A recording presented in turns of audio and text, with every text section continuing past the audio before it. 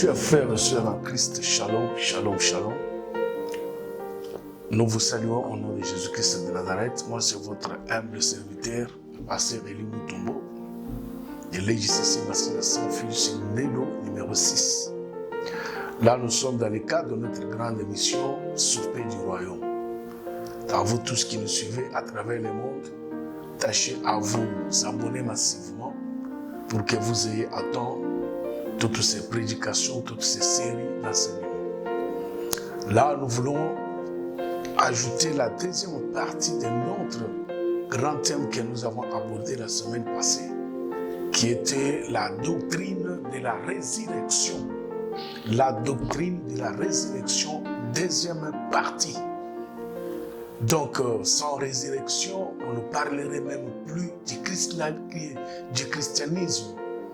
La résurrection et la mort du Christ. Moi, j'ai toujours appelé ça comme étant les deux jumelles inséparables. On ne peut pas les séparer. Bon, si Christ était mort sans qu'il soit ressuscité, à moi et toi et moi plutôt aujourd'hui, nos péchés ne seront même pas, n'auraient même pas été pardonnés. Mais gloire soit rendue à Dieu, notre Père créateur de cieux et de la terre, pour avoir ressuscité Christ d'entre les morts. C'est pourquoi nous vous invitons tous à lire ensemble avec nous ce fameux chapitre du 1er Corinthiens, chapitre 15. Là, nous commencerons aujourd'hui du 20e verset pour que nous sachions de merveilles, de bonnes choses que Dieu nous réserve cet après-midi. Nous lisons au nom de Jésus-Christ de Nazareth. Mais maintenant, Christ est ressuscité des morts. Il est les prémices de ceux qui sont morts. Car puisque la mort est venue par un homme, c'est aussi par un homme qu'est venue la résurrection des morts. Et comme tous meurent en Adam, de même aussi tous revivront en Christ. Mais chacun en son rang. Christ comme prémisse, puis ce qui appartient à Christ lors de son avènement. Ensuite viendra la fin quand il remettra les royaumes à celui qui est Dieu le Père. Après avoir réduit à l'impuissance toute domination, toute autorité et toute puissance. Car il faut qu'il règne jusqu'à ce qu'il ait mis tous ses ennemis sous ses pieds. Le dernier ennemi qui sera réduit à l'impuissance, c'est la mort. Gloire à Dieu. Soyez bénis là où vous êtes. Soyez bénis là où vous nous suivez. Que la paix, la grâce du Seigneur vous soit accordée abondamment.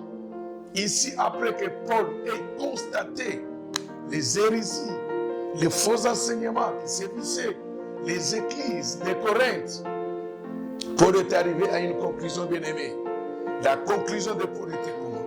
Parce que Paul lui-même se disait, comme il y a des gens parmi vous qui prêchent qu'il n'y a point la résurrection, sachez que si tel est le cas, c'est-à-dire que Christ lui-même n'était pas ressuscité.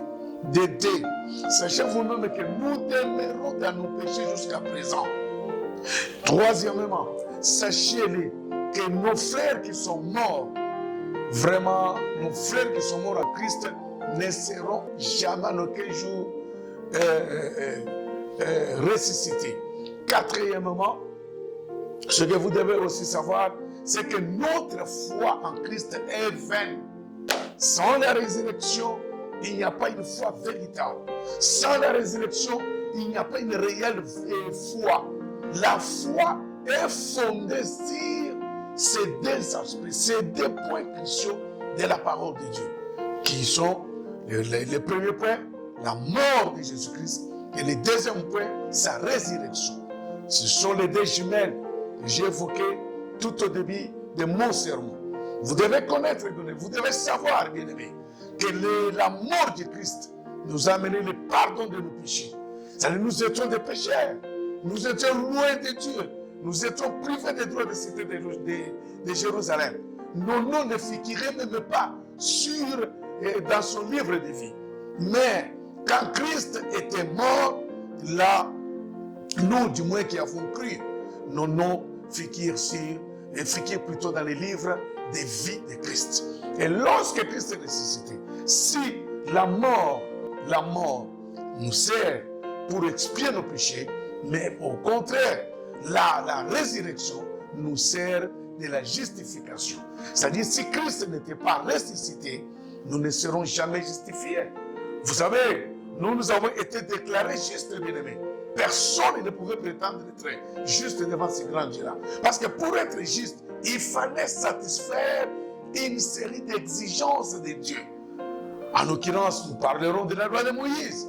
Il fallait accomplir cette loi à 100%. Il pouvait le faire. Parce que lui-même, le législateur Moïse, est mort. Il n'a pas pu appliquer cette loi-là à 100%. Mais quand Christ vient, Christ a comparé à notre place. Christ a satisfait à toutes ces exigences-là. C'est là où Christ nous a déclarés justes. Nous sommes justes par une déclaration. Pourquoi par une déclaration? Parce que nous avons cru en lui. Comme nous avons cru en lui, lui a pris notre place de pécheur. Nous avons pris sa place d'injuste. Comme lui a satisfait. Comme lui a satisfait à toutes ces exigences, nous sommes devenus maintenant justes, bien-aimés. Gloire à Dieu, ces choses sont bonnes. Maintenant, Paul, nous retournons à Paul et dans l'église de Corinthe. Paul remarque qu'à la place que les pasteurs qui étaient là, les ministres de Dieu, les enfants de Dieu qui étaient dans l'église de Corinthe, puissent contrecarrer cet enseignement et cautionner cet enseignement. Et donc, ils étaient... Je ne sais pas ce qu'avait été leur position. Parce que, j'ai dit, il faut fermer la bouche aux faussaires, aux gens qui amènent de fausses doctrines. Mais les gens de Corinthe sont restés bouche bée. Ils ne parlaient pas, ce qui suppose qu'ils cautionnaient cette doctrine-là, de dire que Christ n'était pas ressuscité. Et si Christ n'était pas ressuscité, le christianisme n'existe pas. Si Christ n'était pas ressuscité, le ciel nous est fermé jusqu'aujourd'hui. Paul fait l'analyse de toutes ces choses. Paul arrive à une conclusion. La conclusion, c'est au verset 20. Écoute ce que Paul déclare.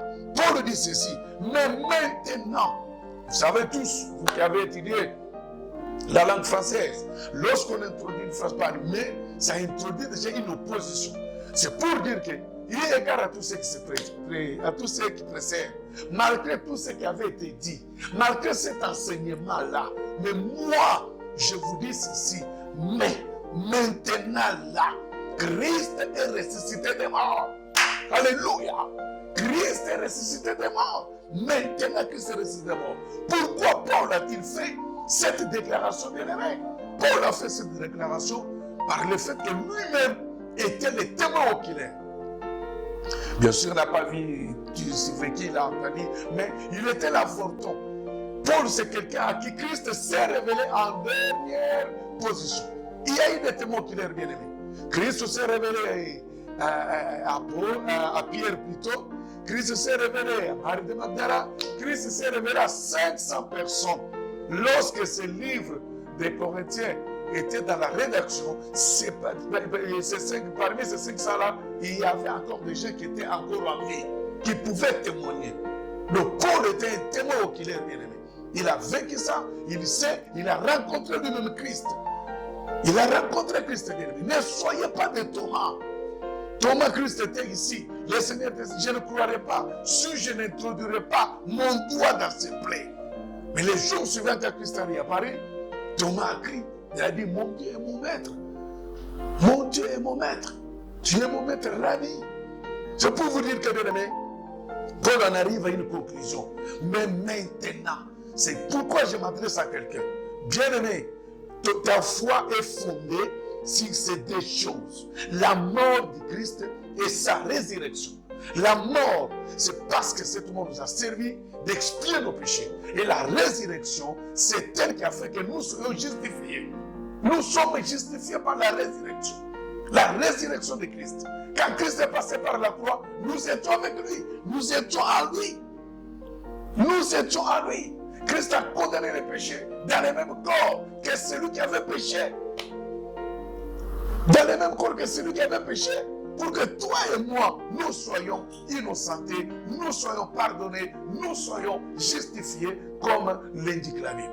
Et Christ dit, comme conséquence de cette résurrection, Christ dit ceci, il est le prémices de ceux qui sont morts. Alléluia.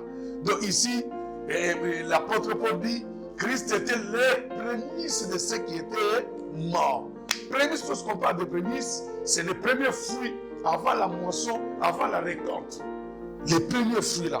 Lorsqu'un arbre déjà donne les signaux des premiers fruits là, il y a la garantie.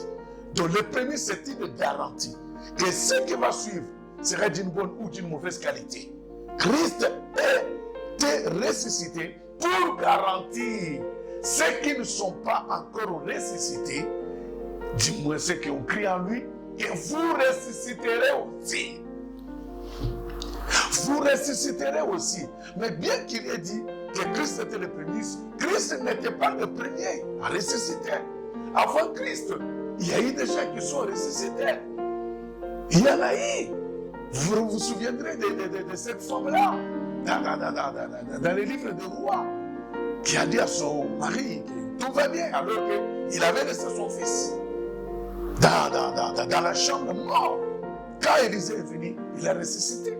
Nous voyons dans le Nouveau Testament la résurrection de Tychicus, la résurrection des fils de Naïm, la résurrection de Lazare. Mais pourquoi Christ est-il appelé premier? Suivez-moi très bien, bien-aimé. Suivez-moi très bien. Les premiers, celui qui est devant, celui qui est le premier, avant la première récolte, qui va sonner. Et lorsqu'ils entendront la trompette de Dieu, ceux qui étaient dans les sépulcres, quelles que soient les années qu'ils ont mis dans ces tombeaux-là, même si rien n'existe encore, tous les os sont consumés, et il y a peut-être seulement les crèmes qui persistent encore, bien aimés, ces gens-là entendront la trompette. Les sons de la trompette, ils le ressusciteront. Mais lorsqu'on dit qu'il est le premier, c'est pour vous dire que c'est le seul ressuscité d'entre les morts. Là, il y a la nuance. Il y a la résurrection des morts et la résurrection d'entre les morts. La résurrection d'entre les morts, c'est quoi? C'est une résurrection limitée. Tous les morts ne ressuscitent pas, mais il n'y a que Christ qui est ressuscité. Alléluia. Il n'y a que Christ qui est ressuscité, bien-aimé. Lorsque Christ est ressuscité, il a laissé les gens dans la tombe, dans leur tombe, dans leur tombeau. Ces gens-là ne sont pas ressuscités. Mais il n'y a eu que lui qui est ressuscité. Voilà pourquoi on l'appelle qu'il est le prémices de ceux qui vont ressusciter trop tard. Dans l'enlèvement, ceux qui vont ressusciter. Donc, il n'y a que Christ et les croyants en lui qui vont ressusciter d'entre les morts. Et il y a maintenant ce que nous appelons la résurrection des morts. Oui, ça ce sont eux-là qui vont connaître la deuxième résurrection. Il y a la première résurrection, bien aimé. Ce sont des choses que vous devez maîtriser. Ce sont des choses que vous devez savoir, bien aimé. Ne vous contentez pas, recevoir. Non, recevez quoi? Voilà ce que vous devez recevoir. Donc la première résurrection, c'est il n'y aura que ceux qui ont cru en Christ qui vont ressusciter. Donc les croyants, les chrétiens, les véritables chrétiens, ils vont ressusciter.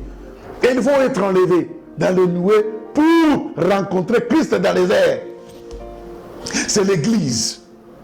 C'est l'église bien-aimée. Et la deuxième résurrection, ce sont ceux-là qui n'avaient pas cru en Christ. C'est-à-dire tous ces morts, les pécheurs, les magiciens, les occultistes, tous ces gens vont ressusciter, non pas pour être sauvés, mais pour être jugés. Lorsqu'ils vont ressusciter, ils vont tous se retrouver devant le trône blanc. Ah, bien-aimé, prie pour que tu ne te retrouves pas devant le trône blanc, que tu ne sois pas jugé. Ceux qui vont connaître, ceux qui vont aller dans l'enlèvement ne seront pas jugés. Il y aura bien sûr les jugements, mais pas par rapport à leur salut. Ils sont déjà sauvés, mais par rapport peut-être à leurs œuvres, par rapport à leurs récompenses. Voilà ce que je voulais dire. Et là, la Bible déclare, bien aimé, que Christ est le prémices de ceux qui vont ressusciter. Voilà la garantie. Voilà la garantie. Parce que pour que tu saches que mon arbre est fructueux, il faut qu'il donne les prémices. Si l'arbre ne donne pas les prémices, n'espère rien. Et deuxième chose que nous pouvons évoquer ici, bien aimé, que vous devez savoir, c'est qu'il y a eu des hommes. Le premier homme, c'est le premier Adam. Le premier Adam a engendré les gens, mais les gens qui sont tous morts, dont moi et toi. Mais le deuxième Adam, c'est Christ. Maintenant, lui en lui, ceux qui étaient morts et qui ont cru en lui, vont ressusciter, vont revivre. Alléluia. Donc, les actes de ces deux Adams vont affecter leur progéniture. Gloire à Dieu. Parce que moi, je ne fais pas partie du premier Adam. Je fais partie du deuxième Adam. Pour faire partie du deuxième Adam, bien aimé, rejoignons-nous dans le Seigneur. Croyez à cet évangile. Croyez, renoncez aux œuvres mortes. Répentez-vous. Soyez baptisés au nom de Jésus-Christ de Nazareth. Vous aurez le royaume des cieux. Vous serez sauvés. Vous hésitez pourquoi? Le monde, j'ai toujours dit, tend vers son jugement. Le monde bientôt sera jugé. Nous venons d'apprendre que les papes a accepté l'homosexualité dans l'église. Les papes peuvent venir. Le mariage homosexuel. Les papes disent non, les homosexuels sont des enfants de Dieu. Et moi je dis non. Parce que c'est ce péché qui était à la base de Sodome, comment dirais-je, de la base de ce qui s'est passé dans les villes de Sodome et Gomorrhe. Et là, je suis en train de vous dire, nous avons des lignées. La lignée des premiers Adam, c'est la lignée qui a récolté la mort. Et la lignée du deuxième Adam, c'est la lignée qui a récolté la résurrection de la vie. Bien-aimé, tu optes pour quelle lignée? Tu optes pour quel Adam? Tu optes pour quel Adam? Je te conseillerais d'opter pour le deuxième Adam. Le deuxième Adam a reçu là où le premier Adam a échoué. Le deuxième Adam a vécu dans ce monde plus de 30 ans sans qu'il ait péché. Le deuxième Adam, c'est le juste juge. Le deuxième Adam, c'est notre avocat auprès du Père. Le deuxième Adam, c'est notre intercesseur. Vous qui me suivez, qui n'avez pas encore donné vos vies au Seigneur, voici le temps, bien-aimé.